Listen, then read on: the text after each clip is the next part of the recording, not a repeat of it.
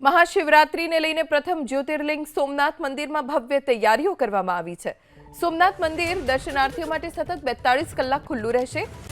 આવતીકાલે એટલે કે બુધવારે સવારે 4 વાગે ભક્તો માટે મંદિર ખોલવામાં આવશે। સવારે 7 વાગે આરતી અને ત્યારબાદ મંદિર ટ્રસ્ટ દ્વારા ધ્વજા પૂજા અને 9:30 વાગે પાલખી યાત્રા યોજાશે। યાત્રિકોના ધસારા તેમજ સોમનાથ સાનિધ્યે યોજાયેલા સોમનાથ મહોત્સવના પગલે લોખંડી પોલીસ બંદોબસ્ત રાખવામાં આવ્યો છે। 3 દિવસ સુધી લાઇટ એન્ડ સાઉન્ડ શો બંધ રહેશે। મંદિરમાં સફાઈ માટે પ્રથમ વખત સ્ટ્રાઇકિંગ ફોર્સ તૈયાર કરવામાં આવી છે। આ ઉપરાંત સદભાવના ગ્રાઉન્ડ ખાતે વાહન પાર્ક કરી ત્યાંથી વિનામૂલ્યે ટ્રસ્ટની બસ મારફતે યાત્રીઓ સોમનાથ મંદિર પહોંચી શકશે।